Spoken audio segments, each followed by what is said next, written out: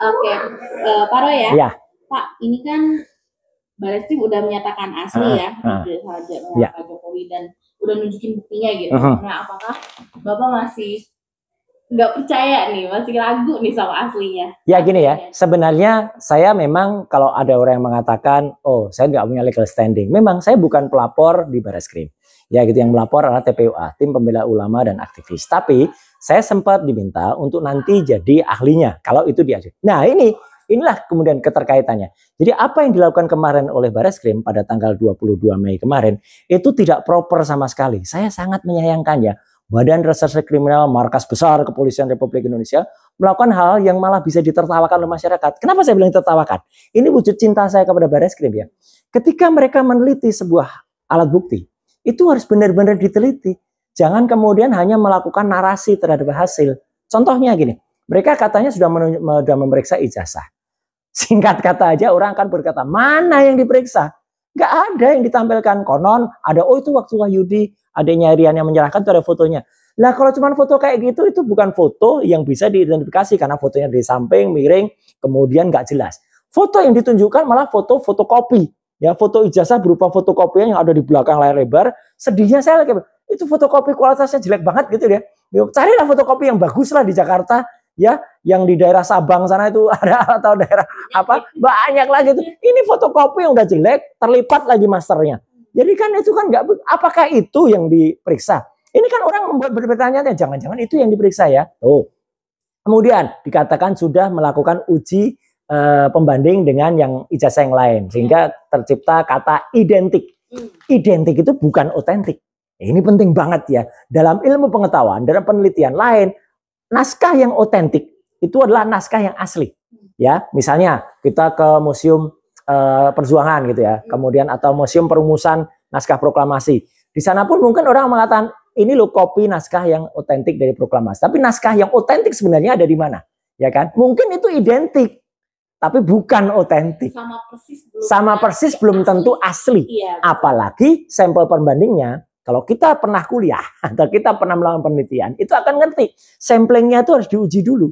Ya, misalnya dia pakai random sampling, harus random, nggak boleh samplingnya dipilih. Nah ini kalau 3 itu ternyata adalah gerombolannya orang-orang yang selama ini sudah membela mati-matian ya, malah mereka komisaris-komisaris yang sudah dapat jabatan ya dari rezim terdahulu, ya repot. Itu nggak objektif, bisa jadi itu memang dicetak pada saat mereka semua bersamaan untuk sama-sama mencetak supaya ini dianggap identik. Itu. Dan kemudian kalau itu dikatakan penelitiannya sudah meliputi jenis kertasnya. Come on ya. Dulu pun sebelum itu saya sudah menduga. Sekali lagi, ada tayangan-tayangannya termasuk di Kompas ya. Saya sudah waktu itu memprediksikan jangan-jangan nanti memang hasilnya akan sudah diumumkan dan kekatakan identik gitu ya gitu. Tapi atau asli gitu. Tapi nggak pernah ada buktinya. Benar kan? Jadi nggak pernah ada tampilannya, dan itu pun sudah saya katakan minimal harus ada jenis kertas, tinta. Diulangi tapi nggak ada isinya. Kayak misalnya saya dulu banyak, harus tidak ada 5 jenis atau 6 jenis tinta. Ya, tinta tulisan ijazah, tinta tanda tangan, tinta nama, tinta cap, dan lain sebagainya. Itu hanya diulangi aja. Harusnya disampaikan jenis tintanya adalah marker apa, mereknya apa, buatan tahun berapa, ketebalan sangat spesifik. Kalau saya sering mengumumkan, kalau kita atau saling menyampaikan, kalau kita periksa kesehatan, kita tidak mau dong terima udah bayar mahal periksa kesehatan, tahu-tahu hanya Anda sehat atau Anda sakit. Anda sakit jiwa, gitu. Kan kita nggak mau gitu. Atau Anda sakit gula.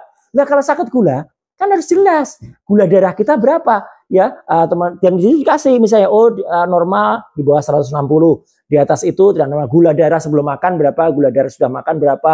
Kemudian ada lagi pemeriksaan kolesterol dan lain sebagainya. Itu namanya hasil. Kalau kemarin namanya bukan hasil, itu parameter. Apalagi prosedurnya tidak benar, ya, tidak sesuai urutan. Prosedur yang benar, pendumas atau orang yang melakukan pelaporan terhadap pengaduan masyarakat itu dipanggil. Karena kan yang minta diperiksa dia. Ibaratnya kita minta kepada seseorang, tolong deh teliti itu. Tiba-tiba yang meneliti lakukan jalan sendiri, ketemu siapa kita juga ngerti, tahu-tahu laporan, itu nggak benar Pak. Anda ketemu siapa gitu kan. Ini akal logis kita, akal sehat kita dipermainkan kemarin itu. Belum lagi ternyata dengan keterangan yang ada pada yang dimuat di berbagai media termasuk Kompas. Kemudian sudah diperiksa kok skripsinya terbukti dengan alat cetak hand press gitu kan gitu. Cara pengujiannya gimana? Diraba. Jadi setelah dirasakan itu ada cekungan. Come on ya, sekali lagi, Markas Besar Kepolisian Republik Indonesia memiliki alat ya uji yang sangat baik. Masa pakai perasaan sih gitu? Jadi dirasakan itu ada cekungan. Bukan gitu caranya ngetes kertas, bukan gitu caranya ngetes tinta. Apalagi selama ini kan dikatakan, oh Roy Suryo salah, Rismond salah, karena dia meneliti soal digital forensik. Padahal barangnya itu analog. Barangnya itu adalah, saya kasih ilustrasi ya. Dulu memang semua itu sudah analog. Ibaratnya ibu-ibu. Dulu kalau memeriksa kandungan, ya diperiksa analog pakai stetoskop untuk bayi itu didengarkan. Oh ini bayinya sehat bu. Ini. Sekarang pakai USG dong, pakai ultrasonografi dan perkembangan zaman. USG itu bukan hanya 2D, 4D. Jadi bisa kelihatan bentuk bayinya. Malah kadang-kadang dokter SPOG-nya, ya spesialis obstetrik endometrinya, bercanda bu, bayinya ketawa tuh. Mau salam nggak kepada bayinya? Padahal itu animasi. Itu hanya hasil dari scanner ultrasonografi, tampilkan secara 3D, secara 4D. Ini adalah teknologi, ini digital. Kayak apa? Sidik jari. Sidik jari kita tuh analog, tapi kalau diperiksa, kemudian ada ilmu namanya daktiloskopi. Ilmu itu akan rumus sidik jari. Sekarang meriksanya gampang karena digital. Nah, kemarin yang ditampilkan itu digital juga di belakang. Bahkan fotokopi yang nggak jelas. Terlipat lagi. Aduh, sedih aku. Itu loh, benar-benar saya sedih. Ya, harusnya kan ijazah yang asli tampilkan. Itu. Karena harusnya asli itu lah. Itu. Harusnya ini asli. Oke. Ya. Tapi gimana pendapat Pak Roy sendiri soal kepolisian ikut turun tangan gitu, membuktikan keaslian. Padahal caranya juga salah seperti yang tadi kita bilang kan. Kalau kepolisian memang diminta, betul bahwa yang namanya Bareskrim, Badan Reserse Kriminal Mabes Polri itu punya satu unit namanya Puslapfor, Pusat Laboratorium Forensik. Itu pun kalau secara prosedur harusnya Puslapfor itu baru bergerak kalau sudah sampai ke level penyidikan, bukan penyelidikan. Jadi kasus ini kan masih dumas, pengaduan masyarakat naik ke penyelidikan, baru ngumpulin sampel-sampel, baru ketika kemudian sampel-sampel itu atau alat-alat bukti, calon alat bukti itu kemudian diteliti, disitulah masuknya Pusat Laboratorium Forensik. Itu naik ke penyidikan dulu, penyidikan loh ya. Nah dengan ada penyidikan, statusnya naik, ada gelar perkara namanya proses. Gelar perkara itu diundang semuanya, terlapor diundang, pelapor diundang, dan kalau bisa itu terbuka karena ini masalah nasional loh ya. Semua orang peduli dengan ini, ya diundang, kemudian dipaparkan. Ada ahli dari pihak yang terlapor, berhak Pak Jokowi mengajukan karena yang dilaporkan kan Pak Jokowi dengan ijazahnya, berhak mengajukan ahli. Para pelapor juga berhak mengajukan ahli. Disitulah yang namanya benar-benar komprehensif, tampil, rakyat bisa menilai. Saya yakin teman-teman semua, kalau itu yang dilakukan, selesai persoalan. Transparan, rakyat, oh iya ya berarti RS mungkin salah gitu ya gitu. Karena apa? Yang ini malah makin membuat kami ini mendapatkan dukungan moral gitu. Ya loh mas, itu kemarin nggak ditunjukin, cuma ditunjukin fotokopi aja lipetan gitu. Atau yang ditunjukin cuma fotokopi, skripsinya juga yang ditunjukin cuma malah foto-foto yang nggak clear. Skripsinya minimal. Ya kalau ijazahnya malu mau ditunjukin, oke, skripsinya tampilin.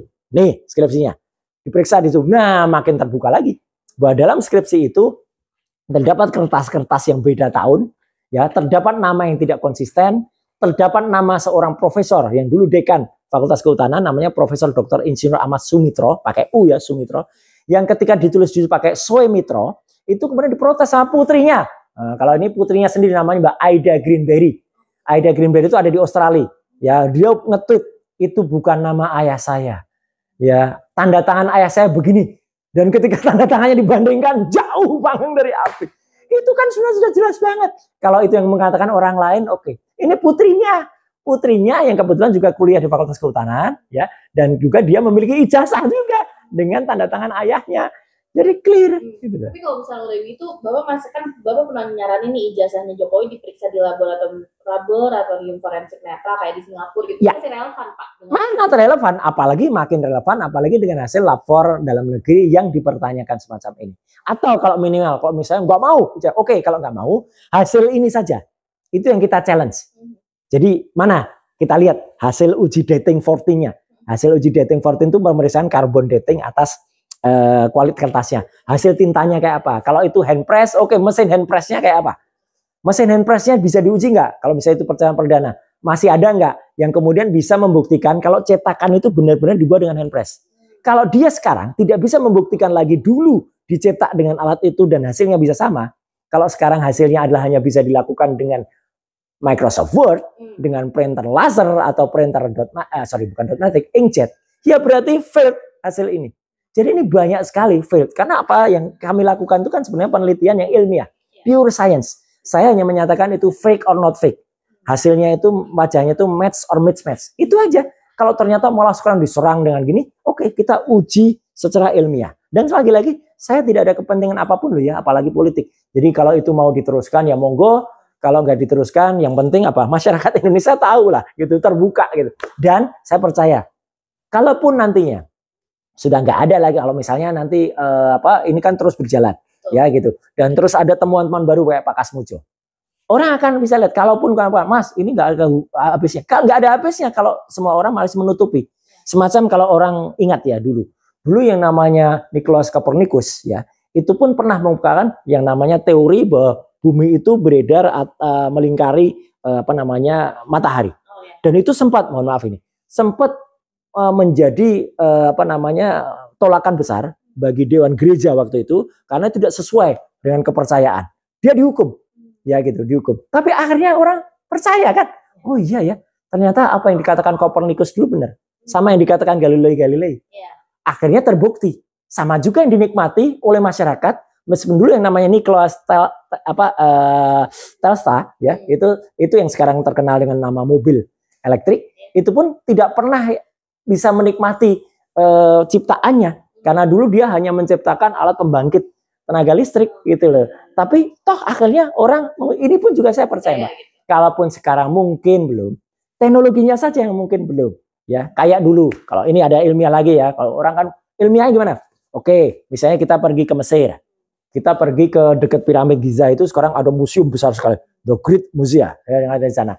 Dulu yang namanya Tutankhamun, dulu yang namanya Osiris, dulu yang namanya Farao, itu pun mungkin tidak mengira kalau sekian ribu tahun sesudahnya wajahnya akan bisa muncul kembali.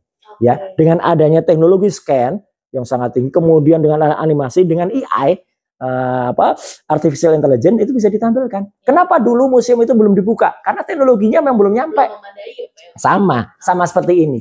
Mungkin kalau saya boleh menduga-duga, suudon lah gitu. Mungkin dulu yang merancang ijazah ini ya gitu, itu juga nggak nyangka kalau tahun 2025 ada teknologi namanya ELA, Error Level Analysis, ada teknologi namanya face comparison, ada teknologi namanya face comparator. Itu teknologi ini. Tapi kan ini kalau dari Baris udah dinyatakan selesai ya, maksudnya Bapak akan menempuh apa nggak untuk gini, kalau saya sekali lagi, saya nggak punya kepentingan apapun, ya nothing personal juga. Saya mempersilahkan teman-teman misalnya dari TPUA, tim pembela ulama dan aktivis untuk melakukan itu. Dan mereka yang saya dengar memang akan mempermasalahkan ini, akan menanyakan lah, mereka itu TPUA, ya mereka karena kan mereka sama aja laporannya ditolak, gitu kan, gitu. Dan ditolaknya tidak proper juga, tiba-tiba mereka lapor kok tiba-tiba itu diumumkan terpisah gitu. Kayak kita minta tolong, tolong ya gini-gini. Tahu-tahu yang kita minta tolong umumkan di tempat lain gitu. Aku nggak mau gitu.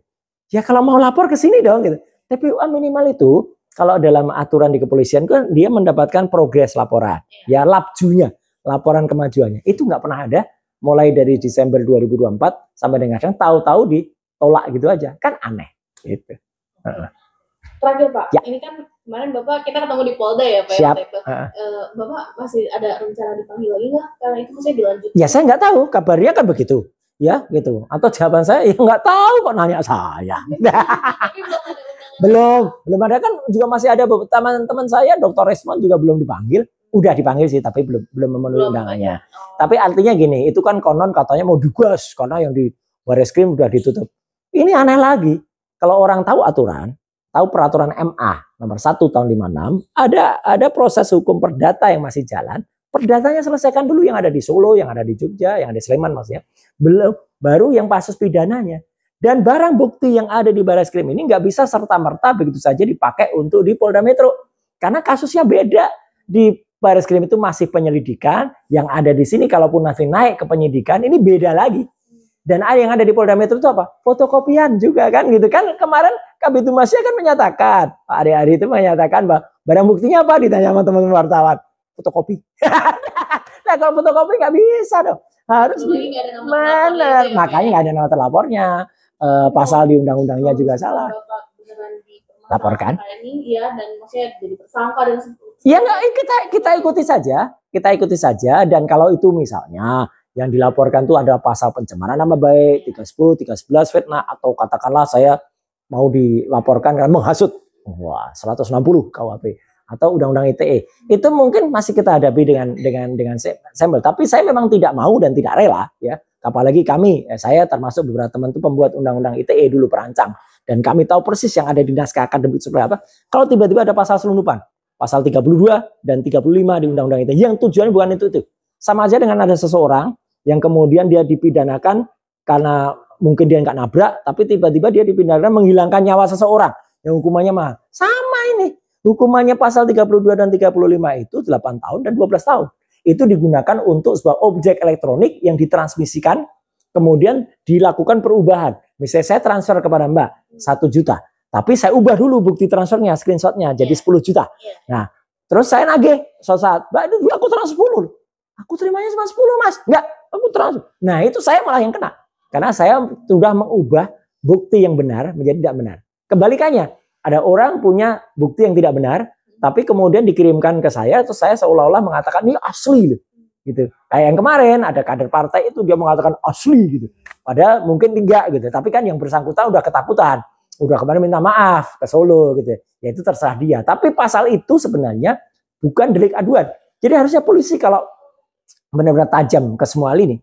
Proses itu, karena itu bukan delik aduan, sudah mengunggah gambar, mentransmisikan gambar yang tanpa izin orang lain.